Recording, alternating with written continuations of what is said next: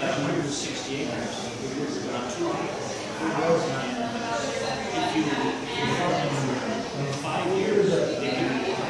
Oh, good evening. This is Mike Tillison. I'm at the bungalow, the November meeting of the Tea Party. Tonight we're going to be talking about opiates.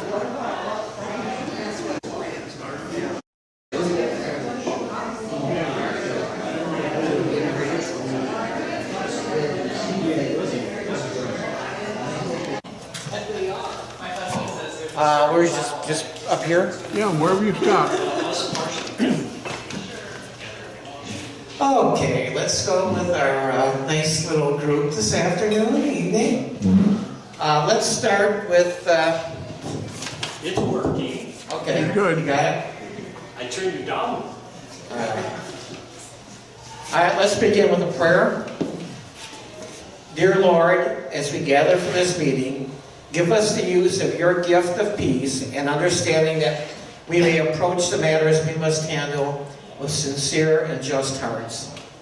May you watch over and guide our discussions and actions as we work for the betterment of our community, our state, and our country. Keep us always true to the principles on which the United States was founded. We ask this in your name. Amen. Amen. Pledge allegiance. I pledge allegiance to the flag of the United States of America and to the republic for which it stands, one nation, under God, indivisible, with liberty and justice for all. Okay, just as you're all aware, this is our last meeting of the year. We'll be meeting next time on Thursday, January 18th. And I think we might as well just get started with Karen Goodman and Sarah Garth. Okay.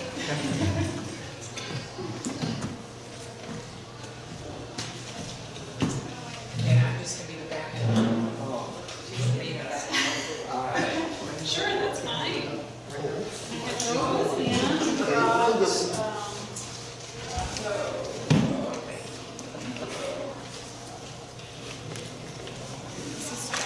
so let's see if my computer will work.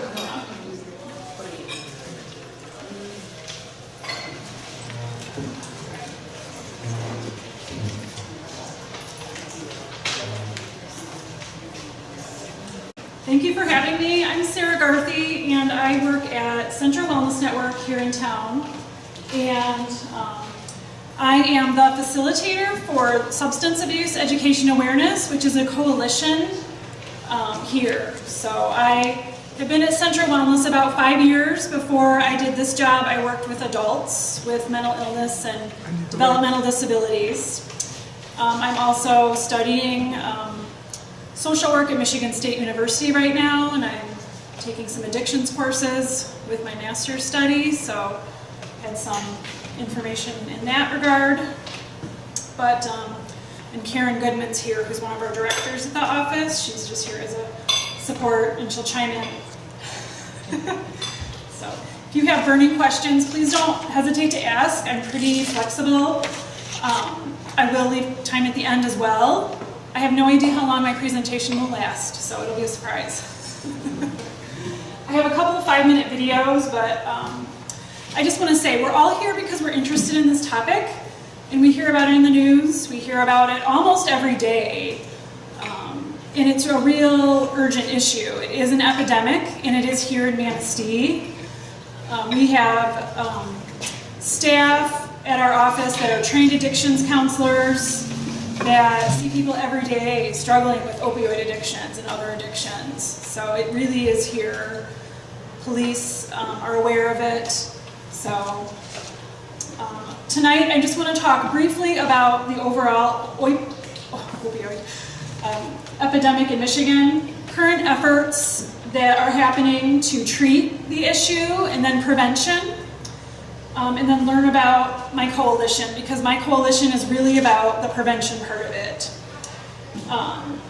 So I got online, and anybody can get online. There's MLive.com, there's Centers for Disease Control.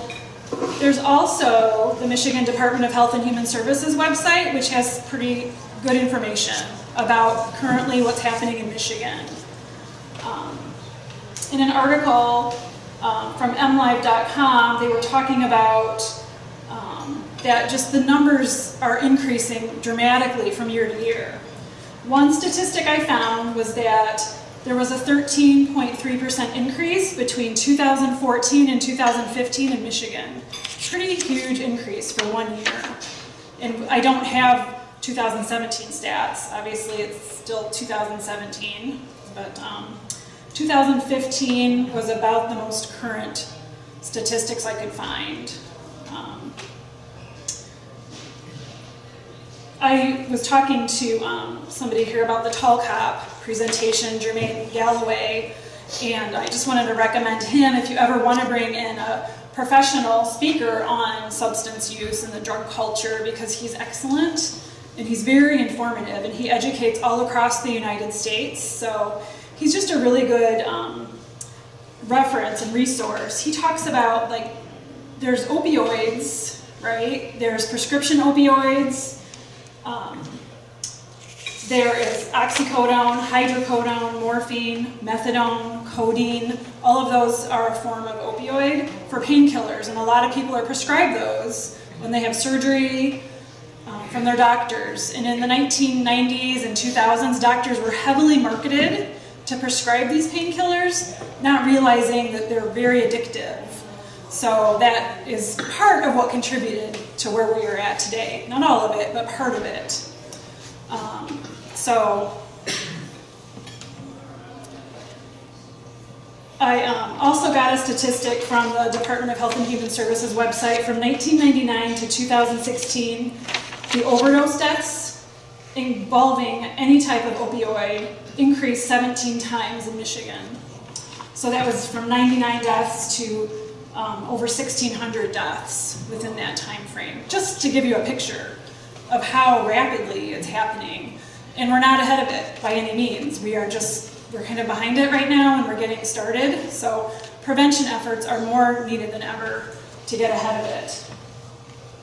One issue is the elderly population. I think Karen was talking at the table earlier about hospice. People on hospice, they have a lot of medications. Once they pass, the family doesn't really know what to do with them. Some of these medications are in their medicine cabinet. The people that access those are family members, healthcare workers.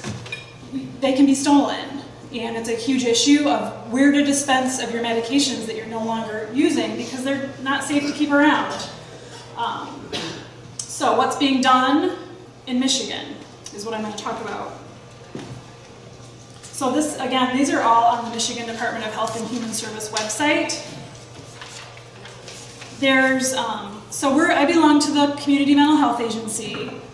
There is a Northern Michigan regional entity. They are in charge of all of the mental health agencies in Northern Michigan. So they are kind of our mental health boss. Is that a nice way to say it, Karen?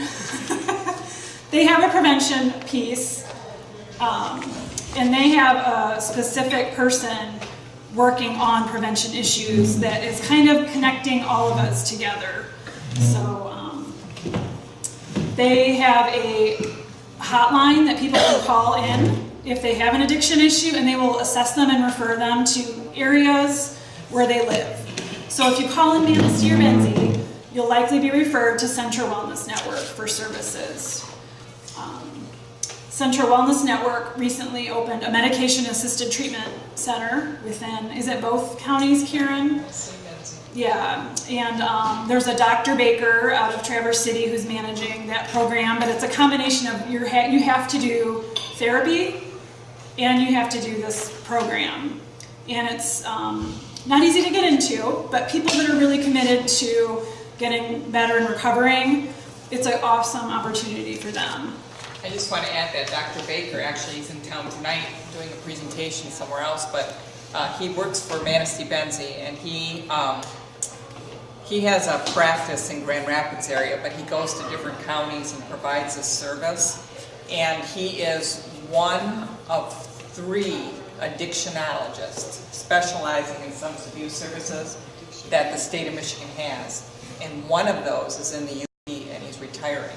So we only will have 2 specialists in Michigan once this guy retires. I mean, the physicians themselves are concerned because we can't get addictionologists to treat this. So we're pretty lucky to get Dr. Baker. We are, and it's a really complex issue. This, the opioid crisis is affecting all age groups, all races, all economic statuses. It's not just who you might think of as a stereotypical drug abuser anymore. It affects people because anybody can go have surgery and get prescribed pain pills.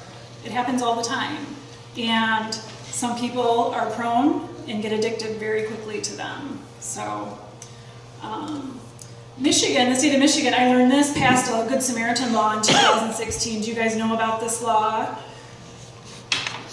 What it does is, the intention is to prevent drug possession charges against those that seek medical assistance if there's an overdose in certain circumstances. I don't know what those certain circumstances are that wouldn't apply, but it's trying to get people help because you will die if you don't get treatment immediately. The other thing we're doing locally is that it's called Narcan. It's a nasal spray. It's naloxone. We have it at our offices. Police have it. The hospitals have it. It's a nasal spray, and it will reverse any effects of overdose if you give it to people right away. So the first responders are doing this a lot. And sometimes it takes 2 or 3 doses, but it doesn't harm somebody who's not overdosing from opioids, so there's very minimal side effects to it, but it will throw somebody into immediate relapse. Is that? Yeah, I'm thinking that we've used it twice, I think, in Manatee County. I think sheriff, and I think the city used it once, I think. Yeah. Can you repeat your statement? How do you throw in relapse if you're using? The drug counteracts the opioids in your body, and so it immediately, they're gone out of your body. I don't know chemically how it works, but I went to one of Dr. Baker's trainings. Yeah, it reverses the effects of the overdose. How do you know it's drugs? Well, if it's not opioids, it's not going to hurt the person. It only has impacts on your brain and the chemistry that's impacted by the opioids. So if you pass out from any other reason, it's not going to harm you. It will just, because there's so many people that are overdosing from opioids and they're in their system, people are being administered it. And they think that's an issue. Often they know, I think. The other issue is the proper disposal of medications. Like I was talking about with the hospice and people's medicine cabinets, there are very few places in Manistee to dispose properly of prescription drugs. So Central Wellness partnered with the Manistee City Police. We are bringing in red boxes, 4 of them to the county. They're going to be placed at the tribal office, Manistee City Police, the Sheriff's Office, and Family Fair Market here in town. They're going to be inside those businesses, but they will accept any over-the-counter or prescription medications other than Sharps or Lancets. You cannot dispose of those, but you can take them anywhere to those 4 locations around town. Over-the-counter or prescription? Both. Anything from Tylenol to opioids or any other medication. So you don't have them in your medicine cabinet.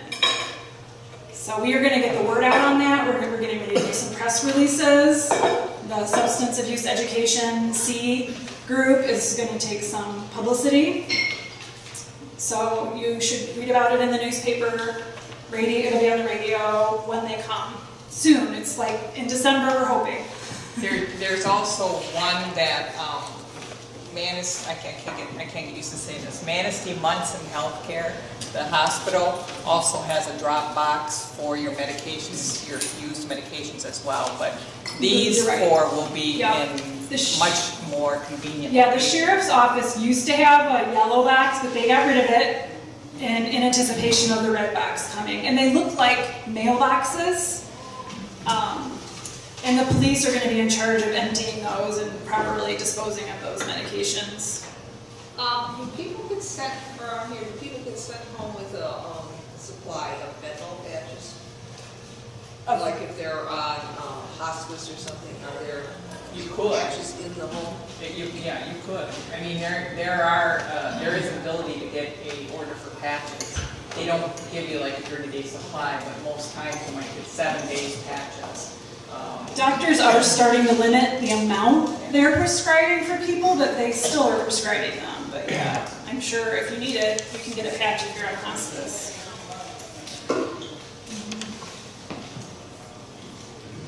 What patches are you talking about? I'm not. I think she was talking about the pain patches Yeah. that release the opioids or pain. They, usually about that big. Actually, my husband got shingles. And it was really, really bad. So that you just said that, it just reminded me, I've got some extra patches I better get rid of. But you just put them on and it goes through your skin system. It's supposed to operate faster, but it's supposed to dull the pain. Can you overdose by putting on too many patches? Oh yeah, oh yeah, oh yeah. There are persons that, I've worked with some older adults who forgot that they, because you got to put them in different areas. Yeah. So if you put it here and I forgot that I put it there, and then I'm putting it over here, my mom did that too. And she ended up putting on 2 or 3 patches. She ended up having to go in the hospital. Yeah, because you forget and you don't take it off. You put another one on. Well, don't they run out of medication? Well, it'll go into your system. I mean, it's not like just a 4-hour medication. It can last longer. But if your system also is pretty sensitive, it can last quite some time. Yeah. Especially if you're older, Yeah. because you don't metabolize as rapidly, so there's a quicker buildup. Sounds like those patches that have some value. Yeah, that's why they're important to get rid of. On my house broken into. Yeah, but really.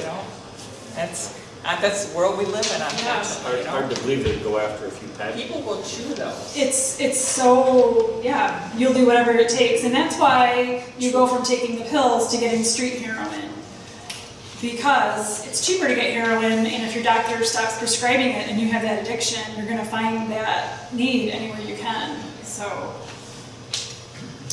the other thing the MANSDC partnered with the health department here in town is to get medication disposal kits for people that are homebound. So we wrote a grant. We haven't found out yet if we're going to receive that from the Manistee Community Foundation, but that will order, I don't remember if it's 500 kits, but they're like kitty litter. You put your meds in them at home, you put water in it, and then it neutralizes them and you can throw them away safely. They really stress don't flush any medications and don't put them directly in the garbage. It's not safe at all for the water systems. You partnered with? The health department here in District 10 Health Department. So that's my overview of the opioid epidemic. That's as far as I can take you. But the other part of the presentation is about the prevention piece, because we can treat opioid addiction, we can take some preventive measures, get some of the pills out of people's homes, dispose of them safely, reduce that, but really what's gonna be the most effective and the most bang for your buck is the prevention effort. The prevention effort gets way upstream of the issue, so we don't tackle the effects of opioid. We're not looking at the effects of what's happening. We are going to look at what causes it in the first place. So that's what the MANSDC is addressing. And I'm going to show you guys a video. The first video, I just wanted to say, the MANSDC is started by the Human Service Collaboration Board. That is a group of people, if you don't know, that meets monthly in Manistee, and it's all the executive directors and agencies of the human service organizations. They get together and collaborate.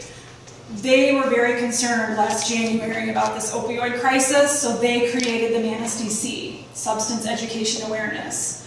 The MANSDC is implementing Communities That Care model in Manistee County. I'm the facilitator for that group.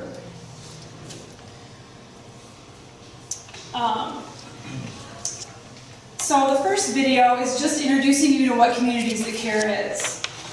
It's called Strong Communities, Successful Kids. So I'm going to play it and then I'll talk a little bit more about the coalition.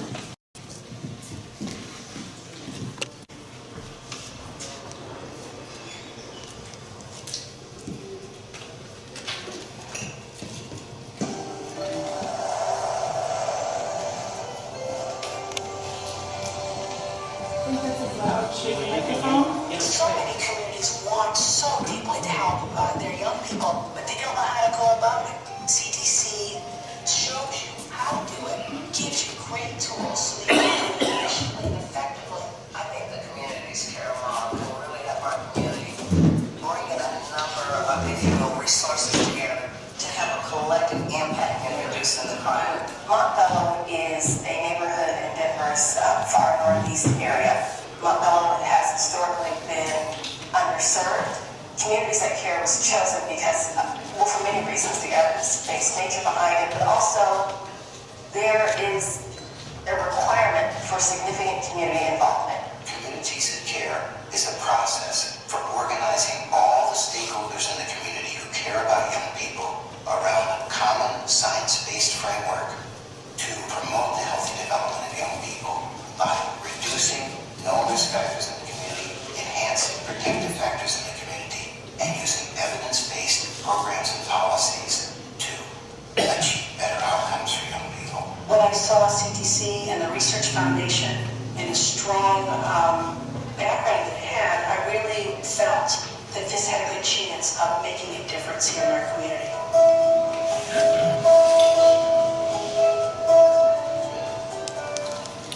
In a large community tribe of Communities That Care, we've seen big reductions in drug use and criminal behavior of young people. For example, by the end of the 8th grade, 33% reduction in tobacco use, a third reduction in alcohol use, 25% reduction in delinquency. Communities That Care is not a program, it's a process. It's a way to bring all the stakeholders in the community together to make joint decisions based on their own data about what's going to be important for the youth in their community. So when you look around my community, you may be surprised that we have any problems at all. People are surprised to hear that we actually have pretty high rates of substance use, either suicide, marijuana use in particular. But we found, when we collected the data, we do indeed have much higher rates than we would expect of those particular problem behaviors. The reason I work for CTC is that it's a way to get ahead of the curve. Instead of reacting to problems in kids after they happen and always being on the cycle of reaction, it's a way for us to move upstream and get ahead of the problem so that we can do things to strengthen communities and strengthen families, strengthen school system, so that we all do a better job raising our children and keeping them out of trouble in the first place. Communities That Care helps communities choose the right programs and policies for their needs based on surveys of young people and based on data from the community. They then can choose evidence-based programs from a menu that have been shown to be effective in addressing their unique community needs. Communities That Care really seeks to promote well-being. And one of the things that I love about Communities That Care is it provides a strategy for doing that called the social development strategy. It says if you provide young people meaningful opportunities to be involved, and you teach them the skills to be successfully involved, recognize them for their involvements, they develop a stronger bond to that community. When you have the standards and beliefs in place to promote healthy development, they're more likely to follow those standards. An exciting finding from the Communities That Care randomized trial is that communities using Communities That Care end up strengthening protection across the board.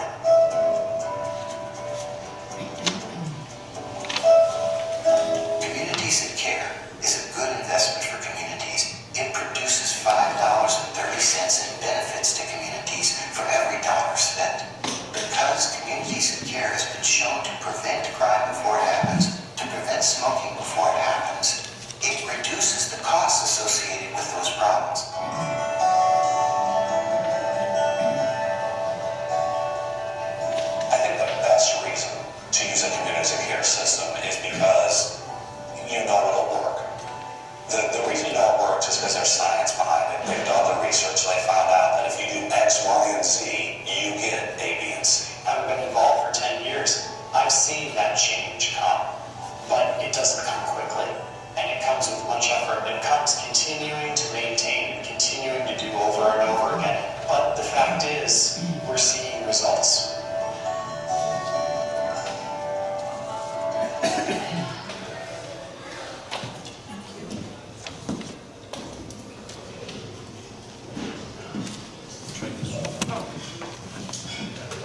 Struggle.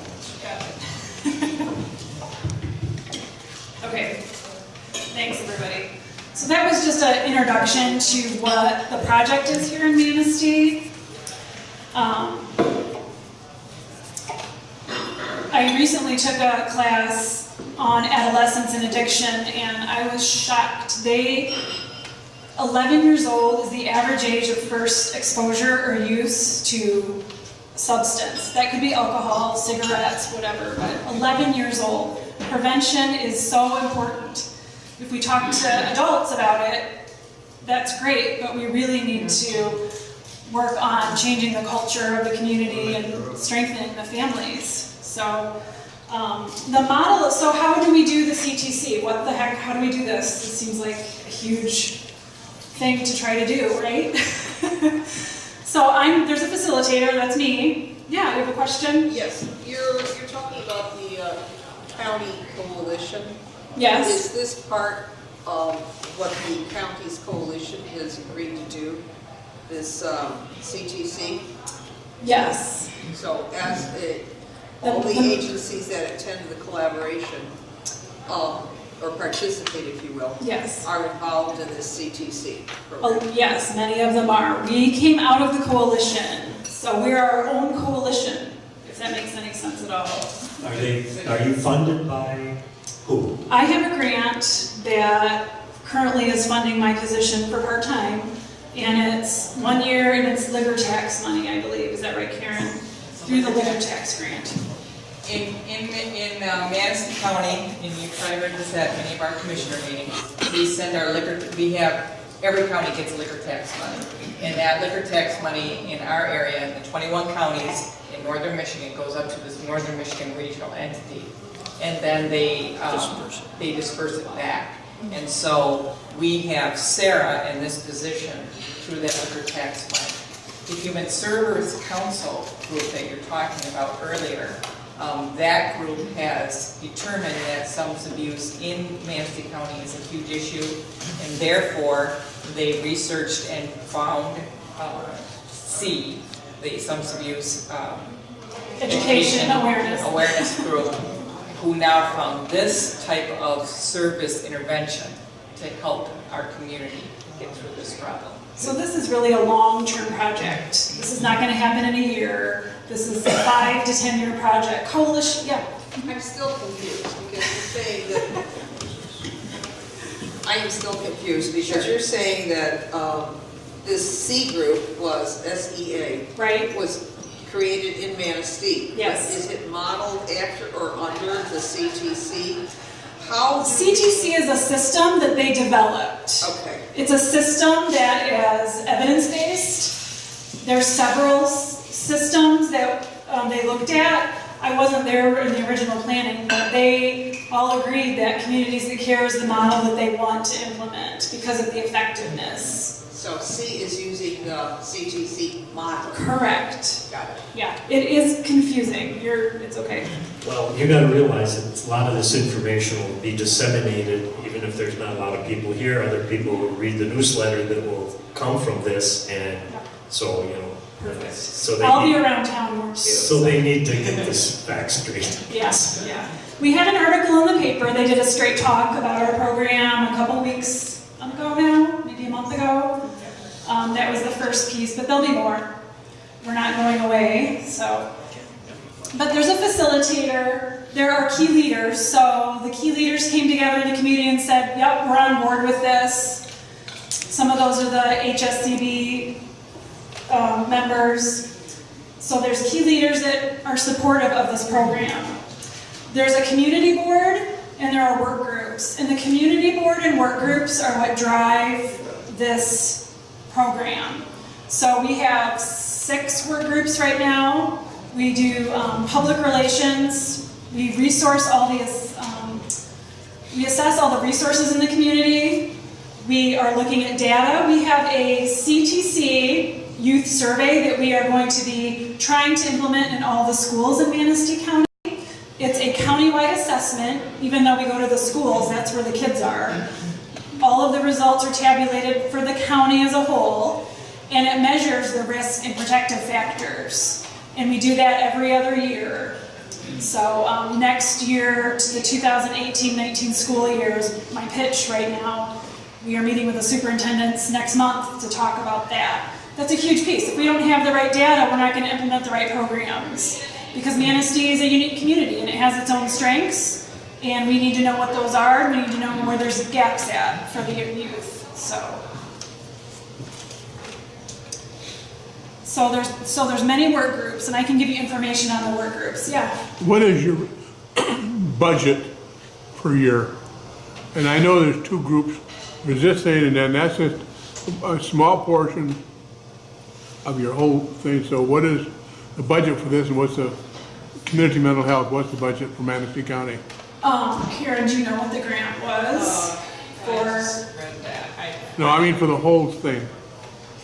It's one grant that's covering the whole project right now. What, county-wide, statewide? Manistee County. Manistee County. Every county has to purchase their own program.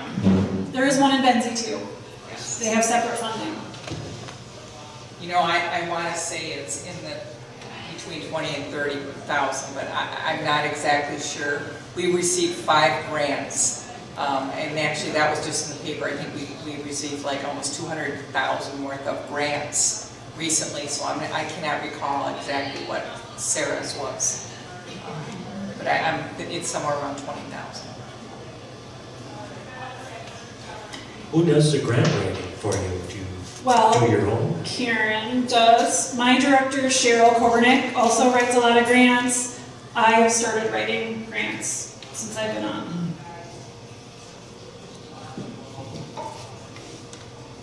My follow-up question is how many people are you actually helping?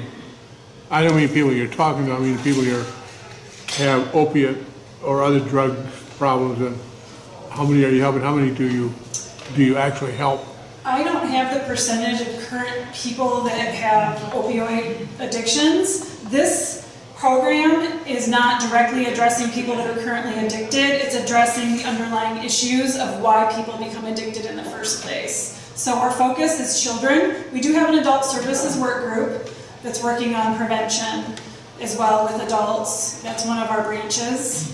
But this is not a direct service program. This is a prevention program, and that's hard to understand because we are not doing direct service with people that are addicted.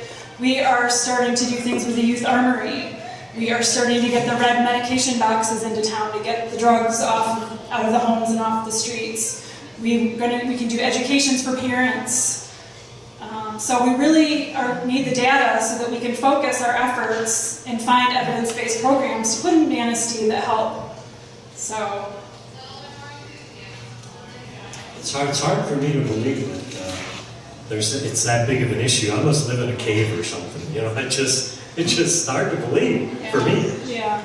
I mean, let's say, for example, I'm walking down the street and I see somebody laying on the street.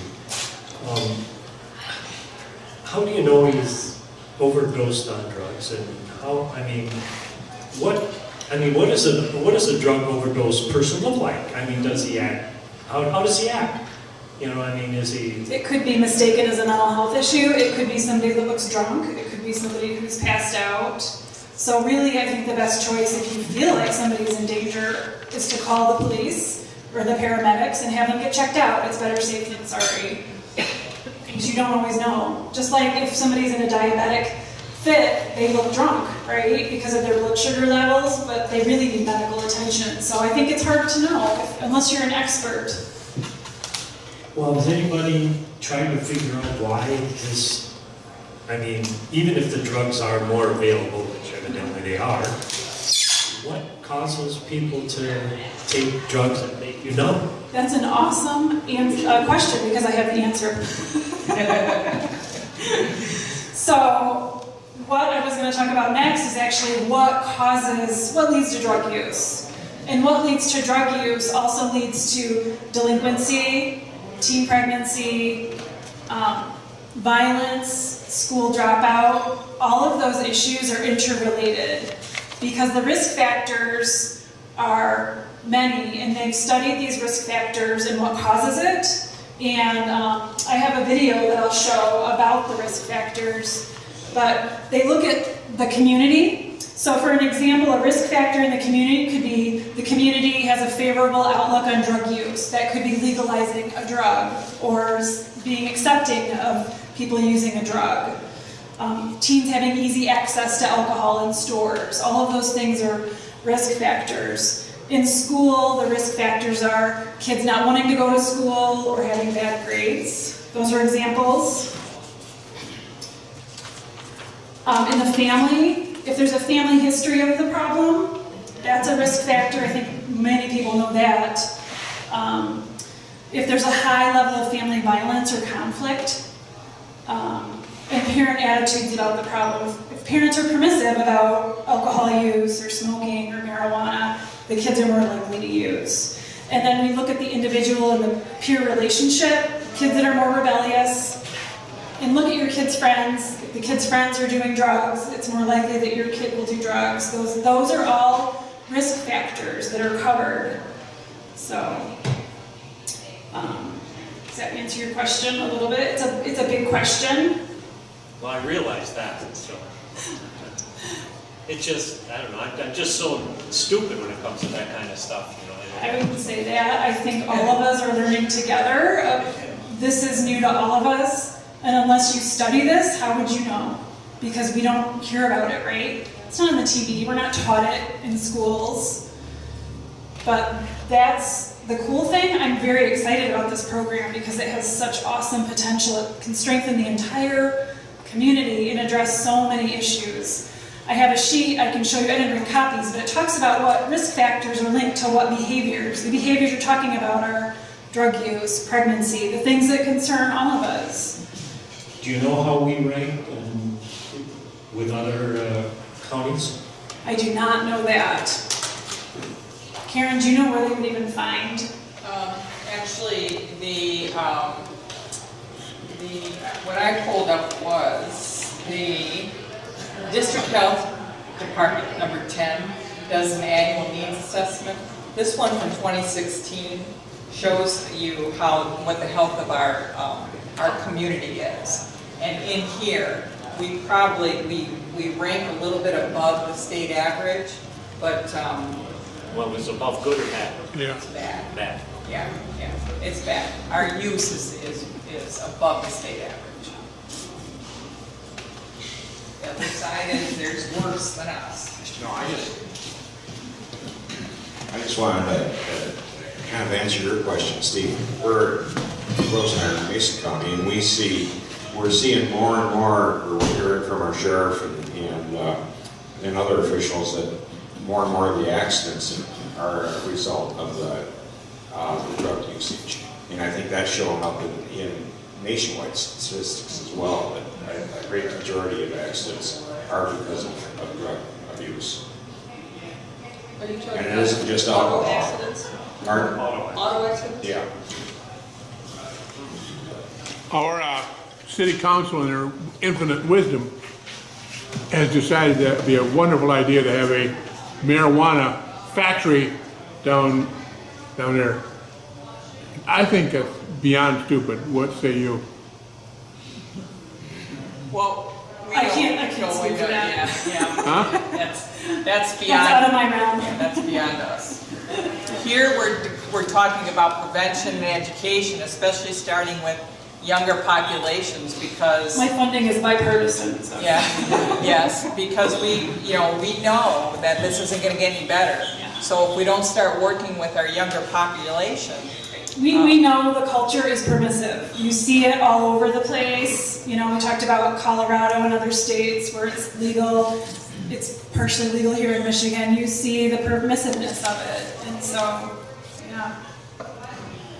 So I'm going to show a video. This is a video just talking about the risk factors, and I hope it's helpful. It's the last video, and then I'll wrap up. Just before she starts that, you can also go on the Michigan State Police has statistics in regards to drunk driving arrests. I've got Ludington and Manistee County. Ludington's had 11 that they've prosecuted and have been jailed. We have 3. I mean, so you can get more detailed information from that website. But Michigan State Police have a lot of great statistics.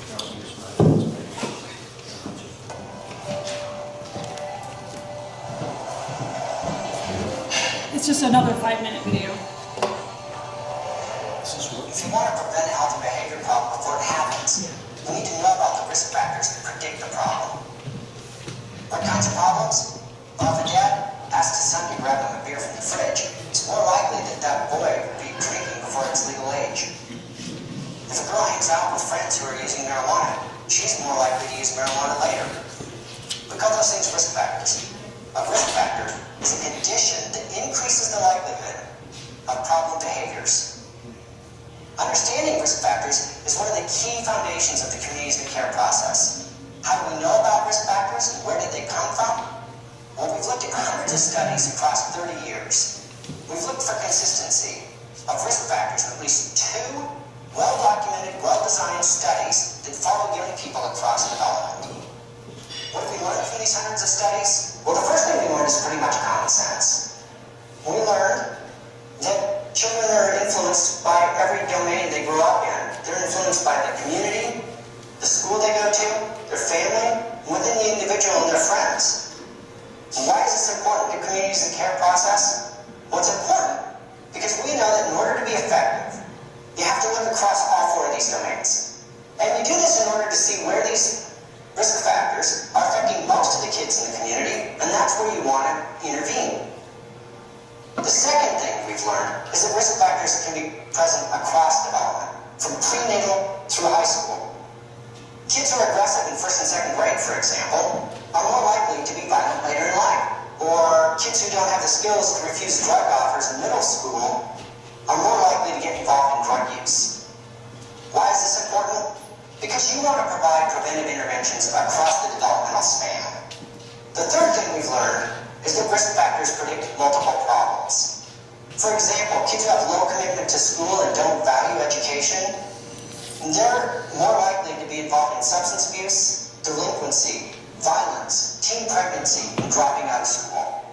Another example is high family conflict. Now, we all have some conflict in our families, but in families where there's high levels of family conflict, those kids are at risk for a broad range of problem behaviors, including violence, delinquency, school dropout, teen pregnancy, substance abuse, and even depression and anxiety. Why is this important? Well, you get more bang for your buck when you're addressing those risk factors. You can impact not one, but many health and behavior outcomes, and really change your community. The fourth thing we've learned is that risk and protective factors operate in a similar way across racial groups and regions of the country. The risk factors are related to health and behavior problems in a very similar way. For example, if you have high family conflict in a Latino urban family, that predicts health and behavior problems. Or if you're a white kid living on a farm in a rural area in a family with high levels of family conflict, that predicts health and behavior problems. So high levels of family conflict is a risk factor, whoever and wherever you are. Why is this important? It means that the science of prevention applies to your community. Now you may be thinking, the situation in my community is unique. And it is. And this is the reason that communities that care is important. It helps you understand the actual levels of risk exposure to these factors that are unique to your community. Now, before I leave the topic of risk factors, I want to talk about the other side of the coin, protective factors.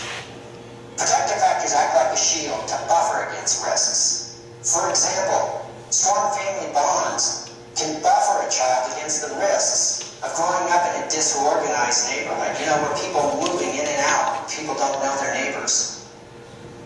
And finally, it's important to keep in mind that these risks and protections are measurable. Communities that care provide you an important tool to measure risk and protective factors. The Communities That Care Youth Survey. It's a tool to get a concrete measure of these risk and protective factors that are unique and important in your community.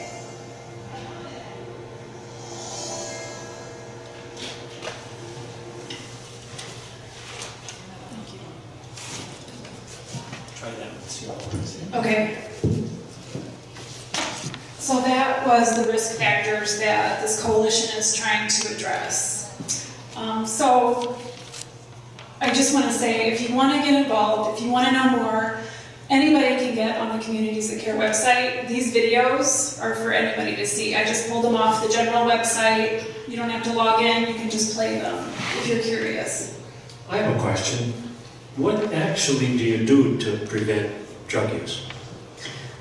Well, that's... Are you just educating kids, basically?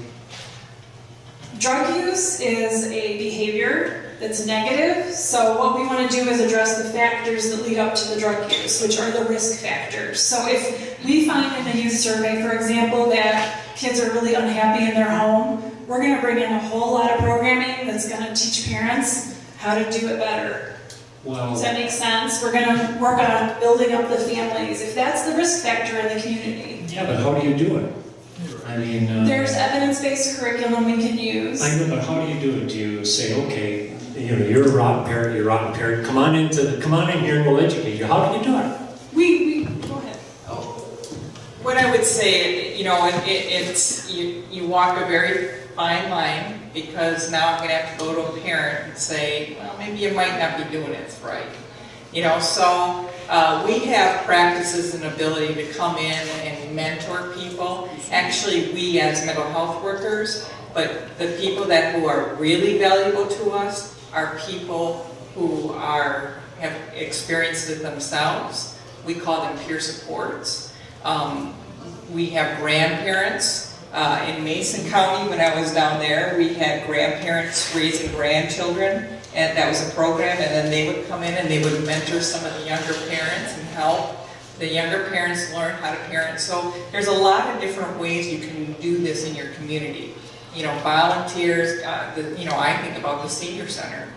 There's a load of people interested in helping out, you know, so take a family under your wing, and then we as in CMH give you the support so that you can go in and you can mentor that family and help them out. Yeah, I think the ideas are unlimited when we know what we're dealing with. So that's why the surveys are so important, because we want to know what's special about Manistee for good and for less. What do you basically set up a group of volunteers once you've gotten focused? There's about 65 people on my mailing list right now in town. What we really need are people like you. We have social workers, we have professionals. We really need the coalition now to branch out and bring in the regular community member who is caring and wants to volunteer. So there's many ways you can plug in to the C. One is you can join our email list. I have a sign-up sheet if you're interested. You can get emails of our agendas, when the meetings are, when specific work groups are happening, and when we have needs for volunteers, we'll put that out as well. So is it something that you publicize in the paper and people that feel like they might have an issue come? Yeah, for example, in January there is we're doing programming even though we don't have the survey yet. So in January, there's a week where it's focused on prevention for youth, and we're going to team up with the Youth Armory and do a day of prevention on a Saturday and invite young people to come to that. And we're going to have fun, but there's also going to be an educational component to it. I see. Yeah. You can attend our meetings. Anybody's welcome to attend the coalition meetings. They're once a month. The next one is November 30th at 10 o'clock at the Manistee ISD. Anybody's welcome to come to those and check it out.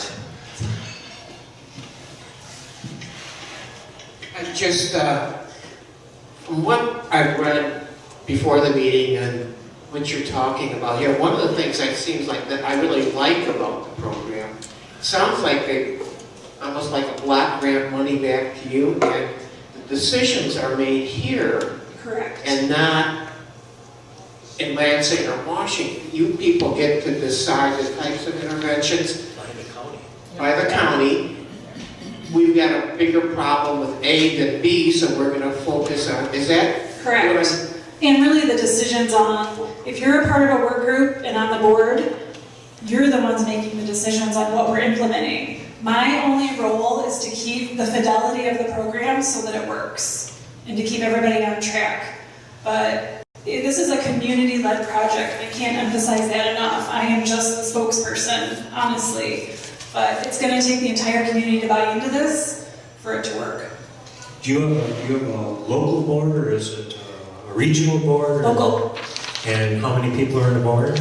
We have about 10 to 12 people monthly showing up. And do they direct you as to what you should be doing? Yeah, everybody is on a work group, and I attend the monthly work group meetings as well as I facilitate the monthly meeting when we all get together, and those are the decision bodies. And So I'm not asking who's on the board, but are they medical people, or are they We just have who's on the board? some court, we have school, we have a lot of social service agencies. I'm working with the chief of police right now. They don't all come every month, but they're all on board. So what we need are religious leaders, and we need regular community members. It seems like, 10 or 12 people is quite a group to direct you as to what you're doing. What's going to happen is once that group gets really large, the work groups are going to meet monthly. And you might say, I love public relations and I want to write some articles and I want to advertise this program.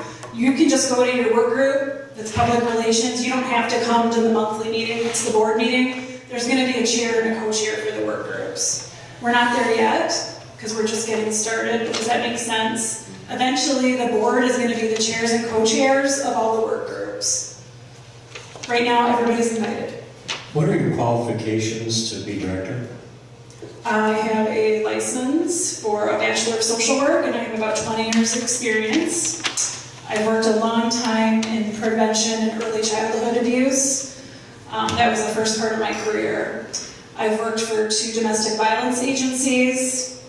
I have worked with Child Protective Services as a consult. I did intensive family interventions where I would go into a home multiple times a week and contract with DHS and Central Wellness Network, 5 years in the mental health field. And I'm now a master's student.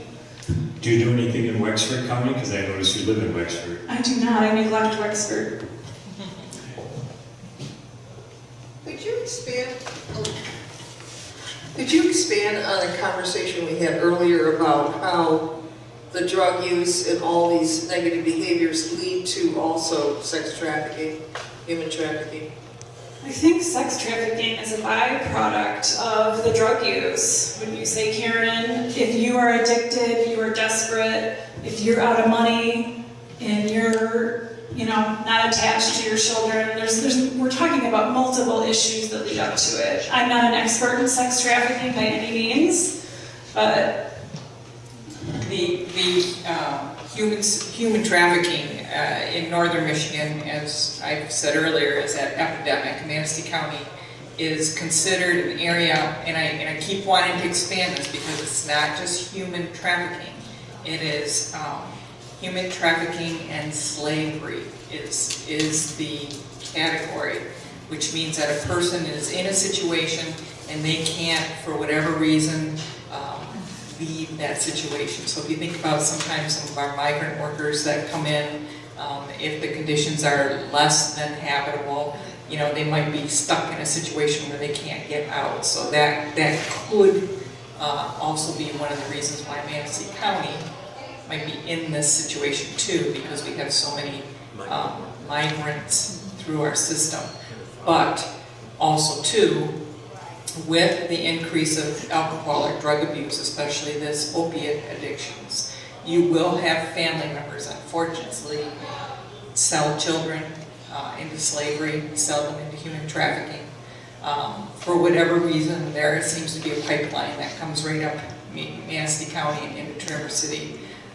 And just seems that for whatever reason, we have a lot of young females, and there are males, we can't forget that the young males are pretty popular to get also, but specifically more females that are being trafficked throughout. Now, it doesn't mean that they're being sold, but they are being trafficked in their own hometowns. when I was working up in Traverse City, there was a coalition of people that got together and started putting in the back of the soap bars that you find in the hotel rooms, they put like a 1-800 number. If you're enslaved, call this number. And that's how desperate there are out there. Yeah, it's bad. Bad things. Yeah. Question. Thank you. Tandem to your comments, we had a speaker several months ago, Senator, I can't think of her name, speaking on the sex trafficking and the what is being done? Is there any connection with your organization plus what's activity is going on legislatively? In all honesty, at this point, I think I have a big mouth. I think people should hear me. In all honesty, as human service providers, as behavioral health specialists, we are running to catch up. The state has just required that we go out for training and make sure that we get trained in human trafficking, recognition, understanding, and treatment because of the trauma. Where we have been, Central Wellness is doing a huge push for what we call trauma-informed care. Teaching all of our staff, but also recognizing that everybody that comes to see us, anybody who comes through the door, if they're walking up the parking, walking up the sidewalk, we know that there's been a trauma in their life, that they have to come door to door. So we've become very aware of that, but now we've got to put that to use in how do we help people who have been traumatized through human trafficking. So we as providers are really catching up. The state of Michigan has mandated social workers that we have to have continuing education. I think 4 credits, 4 or 5 credits, I think. 3 or 4. Yeah, in human trafficking. Central Wellness, actually, I was just working with Michigan State today. I'm trying to figure out a way to bring Michigan State in to do a training for our 100 employees so that we have a better understanding of human trafficking. Legislative-wise, of course, there's all our laws that are out there for this, but it is so overwhelming that I'm sure prosecuting this and CPS are pulling children away, and then is that changing the problem? Probably not. There's just so many levels of that that I think that we all up in Northern Michigan thinks this can't be in our backyard, and so we're all just really starting to wrap our minds around it. I think it's my opinion. You got a handout here, and I'm not even sure how you say the name of that big one. Carfentanil, 10,000 times as strong as morphine. Right. Where does, say, Tylenol come in? And I was on Darvocet at one time when I broke a bone. How strong is Darvocet compared to morphine? Because I don't have any knowledge of anything about what's... I can't answer that. Darvocet's here, morphine's here. You just, every opiate there is, every classification, they all help you with your pain, but they all have larger impact. And Darvocet's a pretty strong medication. You might not get that as much as somebody might prescribe aspirin with codeine, so that, is a lot, I shouldn't say gentler, but it's not as potent as maybe morphine or Darvocet might be. Well, is morphine something you get from a doctor? Oh, yeah. Yeah. Oh, okay. Yeah, Dr. Baker, if you would ever want him to come speak, would be the guy to answer your questions about that.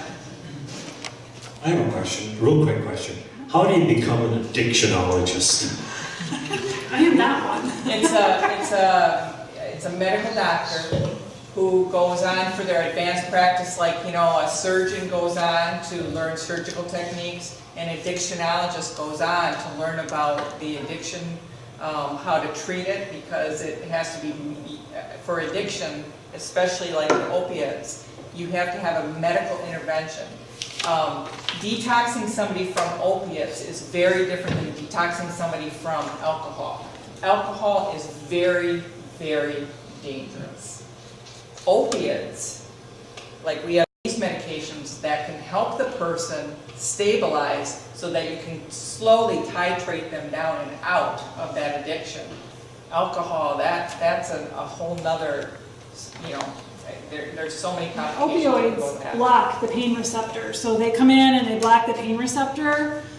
And so when the opioid's gone, you feel like the pain even more than before you had the opioid. That's really the effect of it. That's not very scientific, but that's how they work. You said that there's 2 addictionologists in the whole state of Michigan? Currently there's 3 addictionologists, and one is talking about retiring. And so, especially for us, you know, and I'm sure that probably in northern Michigan, and whenever I say northern Michigan, I usually say from M55 north. You know, we don't have that resource as much. Probably down in Detroit or those areas, you might find 1 or 2 other addictionologists, but overall, there probably are 3 in the state of Michigan. I can't believe addictionologist. Yeah. Question.